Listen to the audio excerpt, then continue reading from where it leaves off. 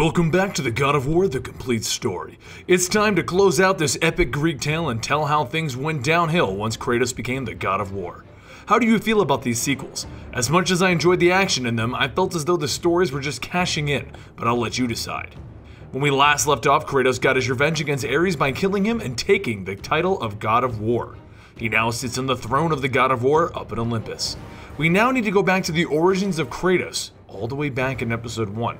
Remember how Ares and Athena showed up to take the marked warrior to prevent him from causing the downfall of Olympus? Well, back when Kratos was a child, there was a prophecy that a marked warrior would eventually stop Olympus. To prevent this, Ares and Athena went down to the Spartans and found Kratos' brother, Deimos. He had an interesting birthmark, and they decided that this must be the warrior. Ares and Athena kidnapped Kratos' brother, and Kratos, being so young, was unable to prevent it. This is actually what set Kratos on his determined path to never be stopped again. But Deimos' story didn't end there. He was imprisoned and tortured by Thanatos, the god of death. Kratos now sits on his throne and is still haunted by his past, and he decides that against Athena's wishes, he's gonna move forward and finally try to find a way to stop these nightmares that he's suffering from. His journey takes him to the Temple of Poseidon inside of Atlantis. Deep in Atlantis, Kratos actually finds his mother, who informs him that his father is actually Zeus. But before any more information can be revealed, she is changed into a hideous monster, and Kratos is forced to slay her. Before finally passing on, she tells Kratos to look for his brother in Sparta. Infuriated by the fact that he was just forced to kill his own mother, in typical Kratos fashion, he frees the Titan Thera, which causes Atlantis to sink and be destroyed. Once he finally gets to Sparta, he sees the warriors of Sparta tearing down the statue of Ares so that they can replace it with one of Kratos. It is here that Kratos learns that in order to find his brother, he will need to travel to Death's Domain. Inside of Death's Domain, Kratos fights his way through many enemies until he eventually finds his brother Deimos and he frees him. But Deimos is not happy. He feels betrayed that it took Kratos so long to find him, and Deimos begins to fight his brother until the god of death intervenes, taking Deimos to a cliffside. Eventually, Kratos catches up and he frees his brother permanently, and the two brothers finally reconcile. The two Spartan brothers then combine their efforts and they kill off the god of death finally. But not before Deimos is slain by the god of death himself. The empowered and enraged Kratos then destroys the god of death for good. And sadly, he buries his brother using the mighty weapon of Spartan legends as a grave marker. He then sees a lonely gravedigger, and the gravedigger warns him, "Do not alienate the gods, Kratos." And in response, Kratos asks, "What have I become by the work of the gods?"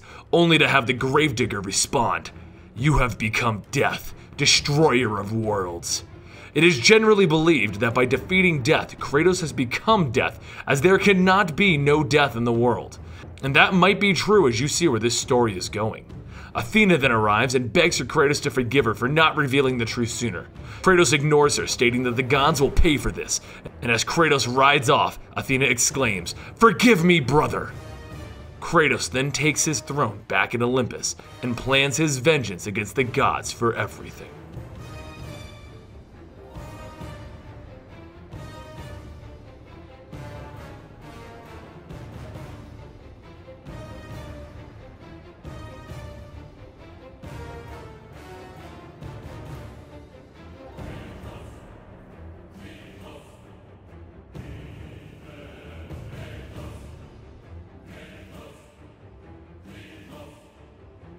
Kratos then takes his throne back up in Olympus, planning his vengeance against the gods for everything that they have done to him.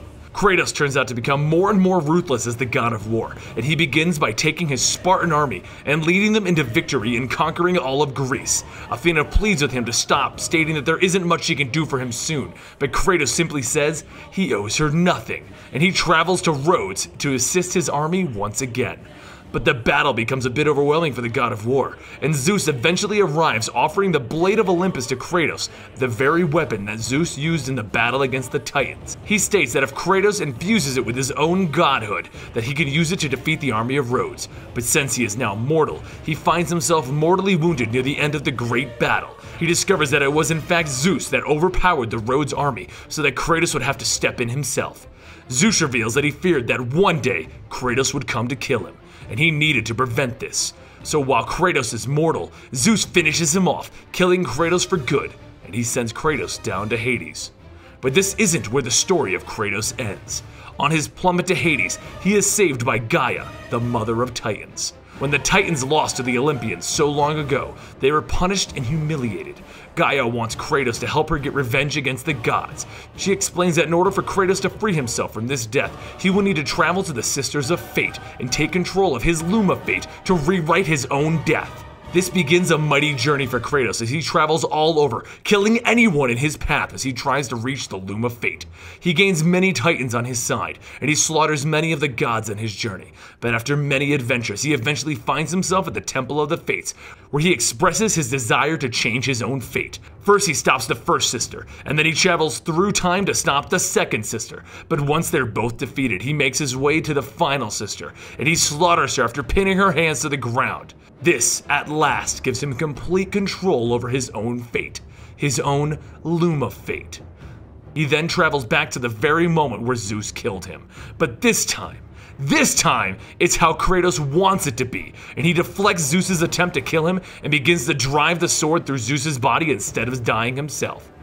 It is then that Athena arrives, and she asks Kratos to stop this. Kratos shrugs her off and says he will not be stopped. And while arguing with Athena, Zeus manages to crawl away in an attempt to escape, but Kratos won't let him get away, and he goes for the killing blow. But Athena gets in the way to prevent the death of Zeus, sacrificing her own life to prevent his death. And in her last words, she states that Zeus is just trying to break the cycle of the son killing the father. Kronos defeated Uranus, Zeus killed Kronos, and Kratos is trying to kill Zeus, his father. As she dies in Kratos' arms, she pleads for him to stop this now. But he says he will have his vengeance and he will not be stopped. She then tells him that Zeus is Olympus and all the gods will try to stop Kratos. Kratos says that he has no father and that any gods that get in his way will also die. Kratos then travels forward in time to the loom and uses it to go back in time to the great war of the Titans versus the gods. He then takes the Titans with him back to the present and he begins to climb Mount Olympus with the Titans in tow. Kratos, the Titans, everyone is just angry with the gods and it's time to dethrone them. But to hear that story, you're gonna have to join me next time, right here at Eligible Monster.